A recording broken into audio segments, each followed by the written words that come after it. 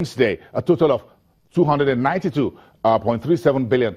That's just before today, when the central bank will be repaying some billions in matured treasuries. In terms of transactions, we're much better than Tuesday. 1,129. We have just about around 890 transactions on Tuesday. So it goes a lot better despite the open market operation conducted yesterday by the central bank. And of course, the debt office July auction, FGN bond, 106 billion naira was the total allotment. So take us therefore to the bond market, and there you find the secondary window. Despite the primary auction, it was a bit of a decent Wednesday on the same day that the DMO conducted the July auction. 96% the offer or the allotment was successful. Those are the most actively traded naira papers. I think the most long dated was the 18th April 2037, that price, and just 5 transactions. Looking forward for investors who want to go long on the fixed income market. Of course, we'll talk more a little bit about the debt auction yesterday and take you through a summary of the auction that was conducted as the 7th in the year. Let's get to analyze the FX nexus with these bills, bonds, and equities investing since the 3rd week of April this year, when the Central Bank of Nigeria rolled out the investors and exporters window.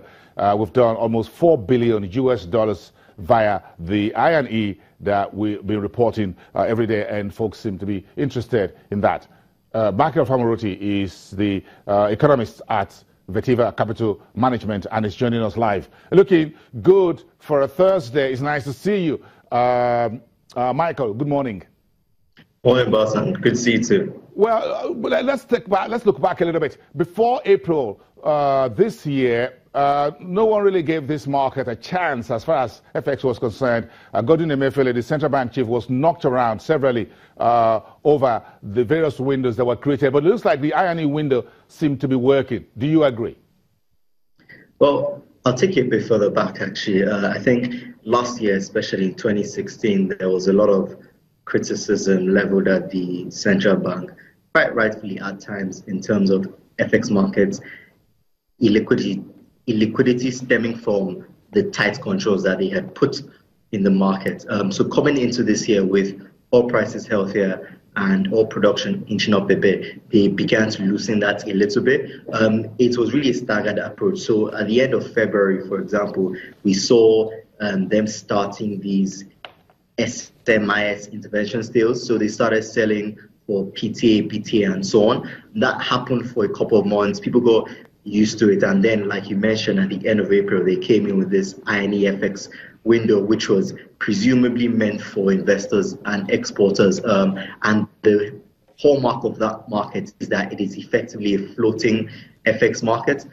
So in that regard, the market has functioned in that the exchange rate has fluctuated. So FMDQ releases information about the daily exchange rate.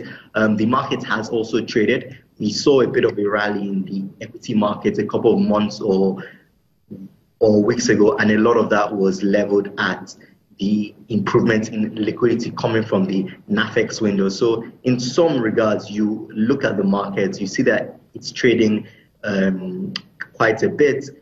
You see that that has translated into equity market performance, and you can argue to some extent that it has worked, although obviously there's still quite a way to go before we really sort of unwind the troublesome FX policies that we enacted in the past couple of years.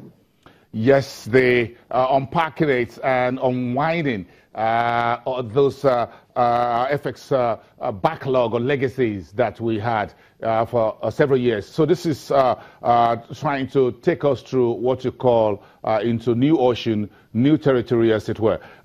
You've talked about how this has had some decent impact on some asset classes. But if you look at the wider economy, do you think the new FX window has been a very good source of a measure of stability as we're looking at some economic data like the PMI, the retail, the sales managers index, for instance?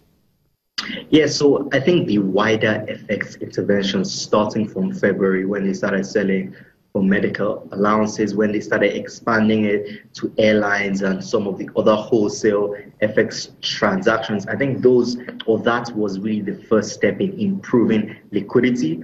So a lot of large manufacturers, a lot of other firms, including SMEs especially. So the SME window, which they enacted, I think, in March or so on, although the volumes there haven't been as large as in the NAFEX window, for example, but those dollars are going to crucial businesses, and those businesses they tend to be the driver of growth in Nigeria. So I think those windows, especially the fact that we've extended FX access to a wider range of groups, that has been positive, and you're absolutely right, it has shown up in the PMI numbers. Our expectation is that it will show up in GDP numbers as well, but just speaking to businesses especially, there has been an improvement in sentiment, there has been improvement in liquidity and access, and there's also been much less volatility in rates, which obviously is very good for businesses that import, because if you import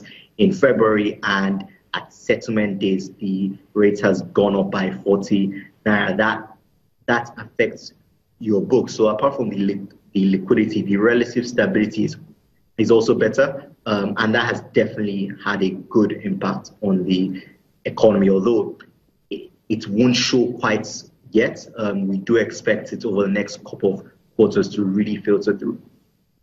Okay, thank you, Michael. You just tried to sneak into my final question. You got at that. My question was just how would the filter in? How soon will we get the filtering of these positives into inflation, into interest rate? And you said it's going to take a couple of quarters down the line. So this is a work in progress. Thank you very much. Get back to work. Michael Famerotti, the economist at Vertiva Capital Management, down to us from Victoria Island here in Lagos. Let's come back to you after the break. We step into the world of commodities.